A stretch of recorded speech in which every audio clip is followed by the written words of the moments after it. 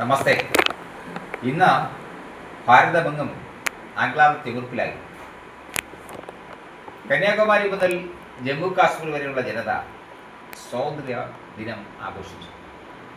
സ്കൂളുകളും കോളേജുകളും സ്ഥാപനങ്ങളും ഒക്കെയും ജനതയൊക്കെയും ആഘോഷ തിമിർപ്പിലായി. ഒരിടവും മനുഷ്യ സംഭവങ്ങളൊന്നും സംഭവിച്ചിട്ടില്ല. എന്നാൽ നമ്മുടെ പ്രധാനമന്ത്രി നരേന്ദ്രമോദിജി ചെങ്കോട്ടയിൽ നടന്ന പ്രസംഗത്തിൽ RSSനെ പറ്റി പറഞ്ഞു എന്ന് പറഞ്ഞ് ചില ചിത്രശക്തികൾ നെട്ടോട്ടം കൊടുക്കുകയാണ്. അവർ അതിനെ ആ പ്രസംഗത്തെ തേജോവധം ചെയ്യുകയാണ്.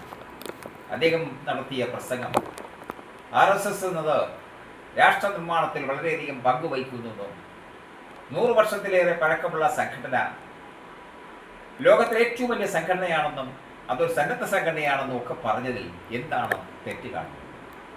അദ്ദേഹം ഒരു പ്രചാരകനാണ്, RSS പ്രചാരകനായിരുന്നു.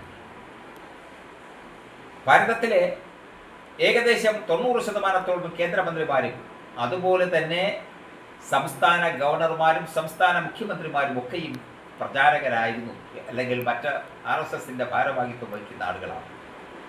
KT തോമസ് പറഞ്ഞതുപോലെ, നമ്മുടെ ജസ്റ്റിസ് ആയിരുന്ന KT തോമസ് പറഞ്ഞതുപോലെ, RSS ഒരു പാരാമിലിറ്ററി സംവിധാനമാണ്.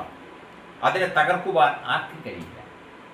ആരെങ്കിലും വ്യാമോഹിച്ചാൽ അത് അവർക്ക് വിനാശകരമാണ്. അവർക്ക് വിനാശകാലേ വിപരീത ബുദ്ധി എന്ന ചിന്തയാണ് അവർക്ക് അനുഭവിക്കേണ്ടി വരിക. സംഘം അജയ്യമാണ്, ലോകത്തിലെ ഏറ്റവും വലിയ ശക്തിയാണ്. അതിനെ തകർക്കുവാൻ ആർക്കും കഴിയില്ല. അതിനെ തേജോവധം ചെയ്യാൻ ശ്രമിക്കുന്ന, അല്ലെങ്കിൽ അപകീർത്തി പറയുവാൻ ശ്രമിക്കുന്ന ആരെങ്കിലും ഉണ്ടെങ്കിൽ അവർക്ക് വിനാശം തന്നെ സംഭവിക്കും. സംഘവും അജയ്യമായി നീങ്ങും. കാരണം ഭാരതത്തിലെ മുഴുവൻ ജനങ്ങളും തോളിലേറ്റിയ, നെഞ്ചിലേറ്റിയ പ്രസ്ഥാനമാണ് RSS.